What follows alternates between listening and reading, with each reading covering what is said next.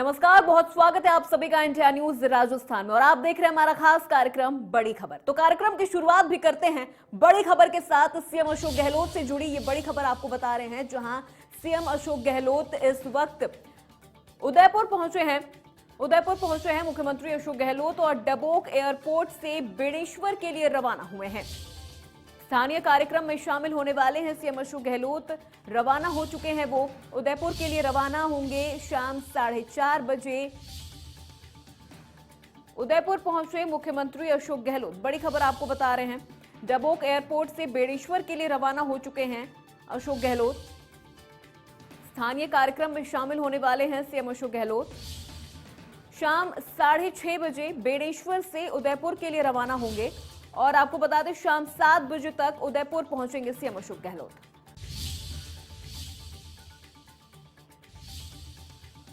उदयपुर पहुंचे मुख्यमंत्री अशोक गहलोत, ये बड़ी खबर आपको बता रहे हैं।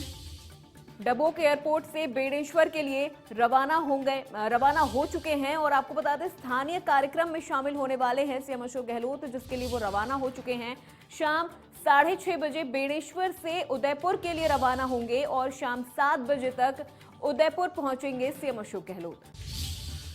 शाम 7 बजे तक उदयपुर पहुंच जाएंगे सीएम अशोक गहलोत।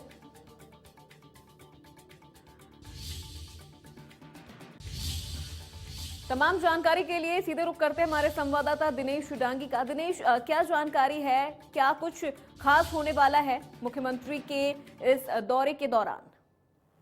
जी देखिए, मुख्यमंत्री अशोक गहलोत उदयपुर पहुंच चुके हैं और 16 मई तक अब मुख्यमंत्री अशोक गहलोत वहीं रहेंगे और मुख्यमंत्री थोड़ी देर में बेणेश्वर धाम रवाना होंगे, जहां पर 16 मई को कांग्रेस की एक पब्लिक मीटिंग होगी चिंतन शिविर के समापन होने के बाद 16 मई को। तो उस सभा स्थल की तैयारियों का जायजा लेने मुख्यमंत्री अशोक गहलोत जा रहे हैं। लाखों की तादाद में भीड़ जुटने का दावा कांग्रेस की तरफ से यहाँ पर किया जा रहा है।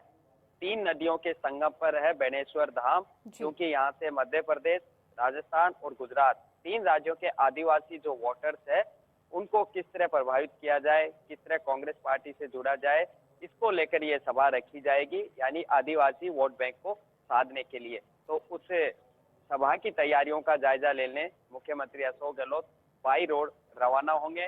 रात्रि विश्राम उदयपुर करेंगे और कल 2 लोकार्पण और शिलान्यास कार्यक्रम में मुख्यमंत्री अशोक गहलोत हिस्सा लेंगे। एक बर्ड पार्क का शिलान्यास करेंगे और एक हॉस्पिटल के लोकार्पण शिलान्यास का कार्यक्रम में वो शिरकत करेंगे और उसके बाद वो चिंतन शिविर की जो तैयारियां है उसको भी अपने साथ है वो निभाते रहेंगे और उसको लेकर मुख्यमंत्री अशोक गहलोत उदयपुर पहुंचे। जी, बहुत बहुत शुक्रिया दिनेश तमाम जानकारी के लिए।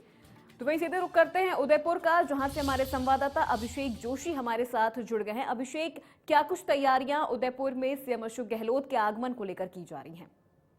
बिल्कुल बताना चाहूंगा कि पूरे उदयपुर को पार्टी के झंडों से रंग दिया गया है। पूरे उदयपुर में हर गली, हर चौराहे, हर सड़क पर जो कांग्रेस का झंडा है वो नजर आ रहा है और इसी तरह से पूरे शहर में जो डामरीकरण का कार्य भी कर दिया गया है, क्योंकि जिस तरह से बड़े नेताओं का आने का सिलसिला उदयपुर में शुरू है और कल शाम तक जो सभी को उदयपुर पहुंचना है, तो उसको लेकर जो कांग्रेस की ओर से पूरी तैयारियां यहाँ कर दी गई है। सीएम खुद उदयपुर पहुंचे हैं और अभी डबोक एयरपोर्ट से बेणेश्वर धाम के लिए सीएम रवाना हो गए हैं।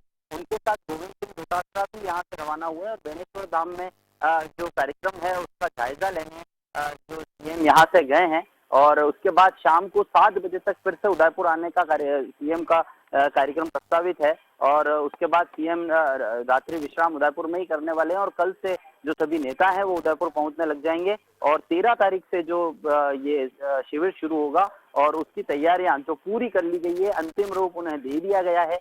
किसी भी तरह की कोई कमी न रहे, इसके पुख्ता इंतजाम किए, सुरक्षा के पुख्ता इंतजाम यहाँ पर किए गए हैं। जिला प्रशासन पूरी तरह से मुस्तैद है और जिस तरह से अनंता और ताज अरावली होटल्स हैं वहां पर जो हेलीपैड बना हुआ है, संभावना है कि सीएम बेणेश्वर से लौटते समय डबोक एयरपोर्ट न पहुंचे और सीधे जो ताज अरावली होटल का जो एयरपोर्ट हवाई अड्डा बना हुआ है, जो हेलीपैड बना हुआ है, वहां पर सीएम पहुंच सकते हैं। अभी इसको लेकर कुछ नहीं कहा जा सकता कि शाम को 7 बजे सीएम डबोक एयरपोर्ट मिलेंगे या फिर सीधा ताज अरावली पहुंचेंगे। जी अभिषेक, ये स्थानीय कार्यक्रम की यहाँ पर बात की जा रही है, किस तरह का ये स्थानीय कार्यक्रम है?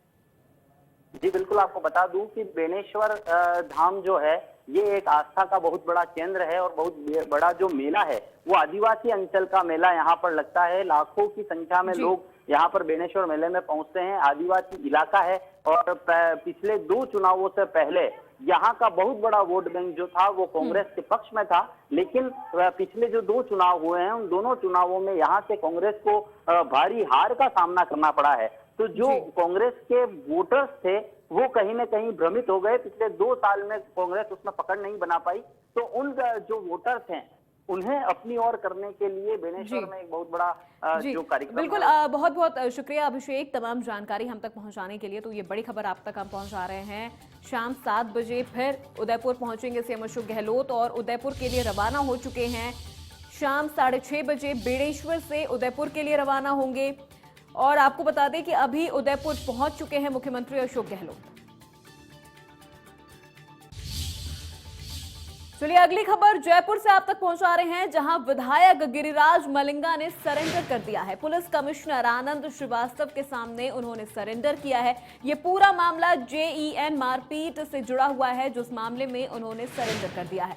पुलिस ने विधायक गिरिराज मलिंगा को गिरफ्तार कर लिया है और धौलपुर के बाड़ी से विधायक है गिरिराज मलिंगा।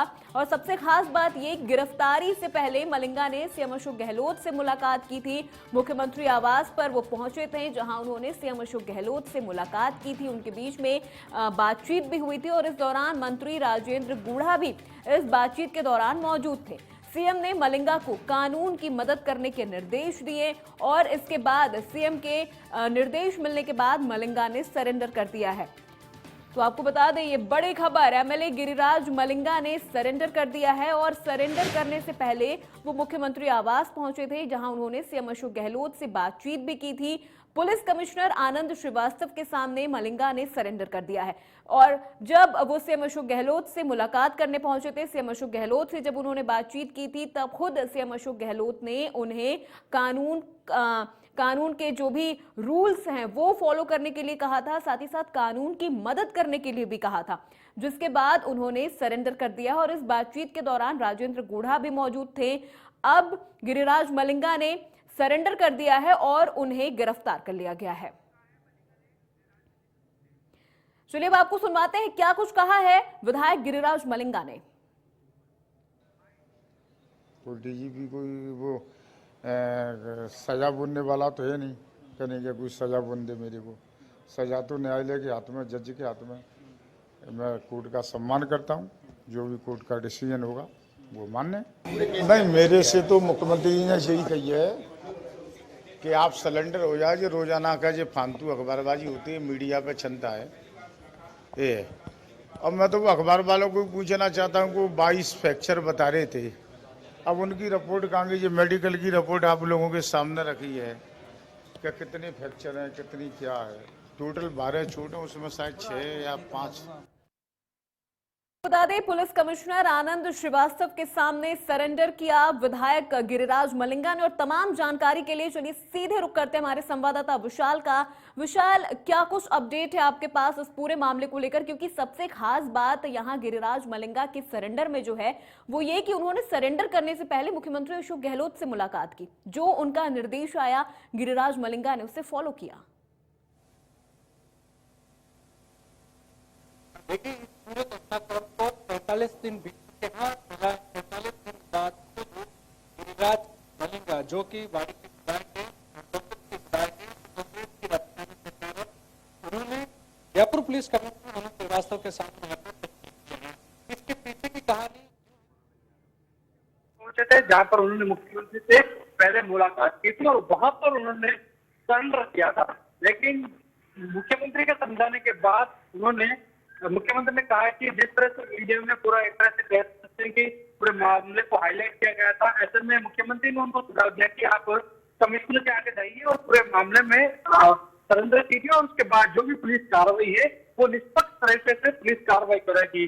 जबकि इससे पहले खुद जो विधायक मलिंगा है उन्होंने प्रेस वार्ता करते हुए कहा कि उनकी अब तक मुख्यमंत्री अशोक गहलोत ने इस बारे में कोई बातचीत नहीं हुई थी, लेकिन अब जाकर जब वो बात हुई है तो उसके बाद समाधान किया, क्योंकि कुछ दिन बाद कांग्रेस का जयपुर में चिंतन शिविर है, उससे पहले वहां पर किसी तरह का चिंतन शिविर में ऐसा कोई बवाल खड़ा ना हो जाए, उसको लेकर ये पूरा फैसला लिया गया था। और उसके बाद खुद विधायक मलिंगा ने कमिश्नर आनंद श्रीवास्तव के सामने सरेंडर किया और उसके बाद मीडिया से भी वो मुखातिब हुए। उन्होंने कहा कि इस पूरे मामले में उनको फंसाया गया है, पूरे मामले में वो निर्दोष है। इस बीच उनको जो लेकर पहुंचे थे वो राज्य मंत्री गुड्डा थे और गुड्डा ही उनके पास आए थे। उसके बाद उन्होंने सरेंडर किया। उसके बाद जयपुर पुलिस उनको गाड़ी में लेकर यहाँ से दूसरी जगह रवाना हुई, जहाँ पर धौलपुर पुलिस को बुलाया गया। धौलपुर पुलिस उनको जयपुर से यहाँ से लेकर रवाना हो चुकी है। वहां पर अब उनसे पूछताछ होगी, कोर्ट में पेश किया जाएगा। उसके बाद यदि रिमांड बनती है तो शायद 2 से 3 दिन तक रिमांड पे भी लिया जाएगा। उसके पूरे मामले की जांच पड़ताल की जाएगी और उससे इस पूरे प्रकरण को लेकर पूछताछ की जाएगी। लेकिन सबसे बड़ी चीज है कि कुछ दिन पहले भी मलिंगा ने डीजीपी अमर लाठा पर संगीन आरोप लगाए थे और आज भी जब सरेंडर करने के बाद भी उन्होंने राजस्थान पुलिस मुख्यालय पर संगीन आरोप लगाए। उन्होंने कहा कि डीजीपी के द्वारा ही जो धौलपुर पुलिस है वो उनको फंसा रही है, उनके निर्देशन में ही पूरी कार्रवाई को अंजाम दिया गया और पूरी SC/ST एक्ट में तहत उनको झूठा फंसाया गया है। जबकि जब एन से मारपीट का प्रकरण हुआ था तब वो उसको बचाने के लिए वहां पर पहुंचे थे, लेकिन उनकी लोकेशन के आधार पर ही उनको खुद को इस पूरे प्रकरण में फंसा दिया गया है। इसके पीछे उनका तर्क ये था कि डीजीपी जो उनके सामने पूर्व चुनाव लड़ने वाले थे बीजेपी के इंसान, उनके डीजीपी रिश्तेदार हैं और जब डीजीपी वहां के तत्कालीन वहां पर SP थे धौलपुर के, तब उनके थे और उसकी वजह से कई उन्होंने ऐसे साक्ष्य भी रखे जिस पर उन्होंने डीजीपी पर हमला बोला था। लेकिन इसके पीछे जब डीजीपी से इस बारे में बातचीत की गई तो उन्होंने कहा कि ये पूरे आरोप है वो निराधार है। तो कहीं ना कहीं पुलिस है जो पूरे मामले की जो निष्पक्ष कार्रवाई की मांग जब MLA कर रहे थे, कहा कि मुख्यमंत्री से कहीं ना कहीं मुलाकात करेंगे तो शायद इसमें उम्मीद जगेगी कि उनको न्याय मिलेगा। और उसी न्याय की तलाश के लिए वो खुद सीएम में पहुंचे थे और उसके बाद मुख्यमंत्री के निर्देश पर ही उन्होंने कमिश्नर के आदेश लेकिन सरेंडर विशाल, किया। यहाँ पर जो बात सबसे ज्यादा गौर करने वाली वो ये है कि गिरिराज मलिंगा ने सरेंडर के बाद भी उन्होंने नहीं माना कि वो इस मामले में संलिप्त थे या वो इस मामले के आरोपी हैं। उन्होंने सिर्फ यहाँ पर ये कहा है कि उन्होंने अशोक गहलोत से मुलाकात की और अशोक गहलोत का जो निर्देश आया है उन्होंने बस उसे फॉलो किया है। बिल्कुल, क्योंकि काफी समय से वो यही कह रहे थे। जब ये पूरा प्रकरण सामने आया था, मीडिया में हाईलाइट हुआ था प्रकरण, तब बता रहे थे कि उसको बुरी तरह से मारपीट की गई है। लेकिन अगले 1-2 दिन बाद पता चलता है कि मामला पूरी तरह से उलट हो चुका है। कुछ विधायक जो कि बाड़ी से पूरे आते हैं मलिंगा, उनके खिलाफ ही मुकदमा दर्ज हो चुका है SC/ST एक्ट के तहत। ऐसे में कहीं ना कहीं मामला संगीन हो गया, मीडिया में ज्यादा हाईलाइट हो गया, जिसके बाद खुद मलिंगा मीडिया से मुखातिब हुए, बाकायदा जयपुर में आकर उन्होंने प्रेस वार्ता की। जबकि पुलिस का कहना था कि मलिंगा फरार है और जबकि मलिंगा खुद यहाँ पर जयपुर में आकर बाकायदा प्रेस कॉन्फ्रेंस करते हैं और काफी दिनों बाद तक पुलिस उनके खिलाफ कोई कार्रवाई नहीं कर पाती। ऐसे में कहीं कयास लगाया जा रहा था कि जो कांग्रेस का चिंतन शिविर होना है, उसके बीच कहीं कांग्रेस के दूसरे नेता या दूसरे विधायक कहीं ना कहीं इस मामले को तुलना देते हैं। इससे पहले वो खुद जब मुख्यमंत्री अशोक गहलोत से काफी टाइम से वो फरियाद लगा रहे थे कि मुख्यमंत्री इस मामले में पूरी जांच जी, बहुत बहुत शुक्रिया विशाल तमाम जानकारी हम तक पहुंचाने के लिए। तो चलिए अब आपको सुनवाते हैं वो बयान, वो बातचीत जो खुद गिरिराज मलिंगा ने सरेंडर करने से पहले हमारे संवाददाता दिनेश डांगी से की थी। तो आइए आपको सुनवाते हैं। मलिंगा जी, आज आपने मुख्यमंत्री से भी मुलाकात की है। कई दिनों से ये चल रहा था कि मुख्यमंत्री जी भी आपसे मिल नहीं रहे, आज गुड्डा जी के साथ गए, आखिर क्या रहा? नहीं, मेरे को मुख्यमंत्री जी से मैं मिलने के लिए भी नहीं गया हूँ। पहली बार गया हूँ, मैं आपको बताऊँ, कभी भी नहीं मिला हूँ मैं, पहली बार मिला हूँ। आखिर इतना प्रेशर क्या? अभी नहीं मिला हूँ। विधानसभा चली है, जब से लेके नहीं विधानसभा में जरूर मैं मुख्यमंत्री जी से मिला हूँ, जब से लेके नहीं अभी तक नहीं मिला हूँ। उस भीड़ में एक पैथ में सरिया था जिसकी वजह से ये सब कुछ हुआ। कौन पहलवान था? तो आज क्या आपने सरेंडर किया है? बोरकोल मुख्यमंत्री जी के यहाँ गया। तो चलिए बढ़ते हैं खबरों में आगे। उदयपुर से अगली खबर आप तक पहुंचा रहे हैं, जहां उदयपुर में आयोजित होने वाले नव संकल्प शिविर की तैयारियां अंतिम चरणों पर हैं। नेताओं के उदयपुर पहुंचने से पहले ही पूरे शहर को सजा दिया गया है। शहर में 10,000 से ज्यादा पार्टी के झंडे लगाए गए हैं। 3 दिवसीय नव संकल्प चिंतन शिविर का शेड्यूल कांग्रेस की तरफ से जारी कर दिया गया है। 13 मई को दोपहर 12 बजे के बाद शिविर का आगाज होगा। सोनिया गांधी दोपहर 2 बजे शिविर में पहुंचेंगी। प्रदेश कांग्रेस कमेटी सोनिया गांधी का स्वागत करेगी। दोपहर 2 बजे सोनिया गांधी शिविर को संबोधित करेंगी और 14 मई को ग्रुप डिस्कशन होगा। रात 8 बजे कमेटियां रिपोर्ट सौंपेंगी और इसके बाद नवसंकल्प 15 मई को चिंतन शिविर कांग्रेस का वर्किंग आयोजन कमेटी की किया बैठक है। होगी। आपको बता दें, चिंतन शिविर को लेकर पूर्व डिप्टी सीएम सचिन पायलट का भी बयान सामने आया है। आइए आपको सुनवाते हैं। नव संकल्प चिंतन शिविर का आयोजन किया है, उसमें 3 दिन तक उदयपुर में देश भर के कांग्रेस के लगभग 400 से ज़्यादा नेता एकत्रित हो रहे हैं। बहुत सोच समझकर इस नव संकल्प चिंतन शिविर को बुलाया है। एक बहुत महत्वपूर्ण समय पर बुलाया है, क्योंकि 2-3 राज्यों के चुनाव इस साल हैं, अगले साल कुछ राज्यों के चुनाव हैं और लोकसभा के चुनाव भी अब 2 साल के बाद होने वाले हैं। ये बात सच है कि देश में एनडीए और भाजपा को राष्ट्रीय स्तर पर, एक नेशनल लेवल पर अगर कोई चुनौती देकर हरा सकता है तो वो पार्टी सिर्फ कांग्रेस पार्टी है। कि देश में जो ज्वलंत मुद्दे हैं, उन मुद्दों से ध्यान भटकाकर केंद्र की सरकार लोगों को भ्रमित करने का काम लगातार कर रही है। केंद्र की सरकार को, भाजपा को अब 8 साल पूरे हो गए। इन 8 सालों का लेखा जोखा, उसका श्वेत पत्र, उनके परफॉर्मेंस रिपोर्ट, वो आधार होनी चाहिए भाजपा को आगे अपनी राजनीति करने के लिए। तो आपको बता दें, अंतिम चरणों पर है शिविर की तैयारियां, शेड्यूल भी जारी कर दिया गया है। ये आपको दिखा रहे हैं ये तस्वीरें भी। खुद इस पूरे आयोजन को लेकर पूर्व डिप्टी सीएम सचिन पायलट का भी बयान सामने आया है। 3 दिवसीय नव संकल्प चिंतन शिविर की तैयारियां अब अंतिम पर है और चिंतन शिविर का शेड्यूल भी जारी कर दिया गया है। कांग्रेस के तमाम बड़े और दिग्गज नेता इस चिंतन शिविर में शामिल होने वाले हैं। सीधे रुख करते हैं हमारे संवाददाता दिनेश डांगी का, जो तमाम जानकारी के साथ मौजूद हैं। दिनेश, ये जो चिंतन शिविर होने वाला है, क्या कुछ खास होने वाला है? क्योंकि शेड्यूल जारी कर दिया गया है और कांग्रेस के तमाम दिग्गज नेता इस शिविर में शामिल होने वाले हैं। जी बिल्कुल, आज कांग्रेस पार्टी अपने वजूद और अस्तित्व की लड़ाई लड़ रही है। तो ऐसे में खोई हुई जमीन और जनाधार को वापस कैसे तलाशा जाए, उसको कैसे खोजा जाए, उसी को लेकर ये 3 दिन का चिंतन शिविर होने जा रहा है। और राजस्थान की सरजमी पर और मेवाड़ अंचल में ये अहम चिंतन शिविर होने जा रहा है, जिसका शेड्यूल जारी हो चुका है। 2 दिन यानी 13 और 14 मई को जो विभिन्न कमेटियां बनाई गई है, आर्थिक, एग्रीकल्चर, संगठन को कैसे मजबूत किया जाए और राजनीतिक मसलों को लेकर, वो कमेटियों के जो सदस्य हैं आपस में ग्रुप डिस्कशन करेंगे और 14 मई को रात को 8 बजे अपनी रिपोर्ट ये पार्टी अध्यक्ष को सौंप देंगे। फिर आखिरी दिन यानी 15 मई को CWC, जो पार्टी की सर्वोच्च बॉडी है, कांग्रेस वर्किंग कमेटी, उसके अंदर ये इस पर रखा जाएगा और उस पर चर्चा की जाएगी। और उसके बाद जैसा कि संगठन मामलों को लेकर बनी कमेटी है, उसने सिफारिश की है कि एक परिवार से एक को ही कांग्रेस टिकट दिया जाएगा। तो काफी अहम प्रस्ताव यहाँ पर पारित हो सकते हैं। 15 मई को पता चलेगा कि क्या क्या फैसले कांग्रेस पार्टी देने जा रही है, क्योंकि 2024 लोकसभा चुनाव में उतरने से पहले एक एक्शन प्लान तैयार करना है, कांग्रेस संगठन को मजबूत करना है, नई ऊर्जा का संचार करना है। और 5 राज्यों में चुनाव है 2023 में और 22 में। गुजरात, हिमाचल के इस साल चुनाव और अगले साल राजस्थान, छत्तीसगढ़ और मध्य प्रदेश और कर्नाटक, इन राज्यों में चुनाव है। तो जिस तरह कांग्रेस की आज हालत है वो सबके सामने है। अभी 5 राज्यों में के चुनाव में करारी हार हुई है। तो अब कांग्रेस पार्टी को क्या दशा और दिशा दी जाए, इसी को लेकर इस चिंतन शिविर में एक एक्शन प्लान, एक रोड मैप तैयार होगा। जी बिल्कुल दिनेश, जैसा कि आपने कहा कि जिस तरह की हालत इस वक्त कांग्रेस की पूरे देश में हो गई है, खुद की जमीन तलाशने की बहुत ज्यादा जरूरत है कांग्रेस को। और कहीं ना कहीं इस चिंतन शिविर के दौरान भी यही सारी चीजें देखने को मिलेंगी। खुद प्रियंका गांधी भी शायद इस चिंतन शिविर में शामिल होने वाली हैं, ये भी खबरें सामने आ रही हैं। जी बिल्कुल, टोटल 422 डेलीगेट शामिल होंगे। सोनिया गांधी, राहुल गांधी, प्रियंका गांधी, दोनों मुख्यमंत्री अशोक गहलोत और छत्तीसगढ़ सीएम भूपेश बघेल मौजूद रहेंगे।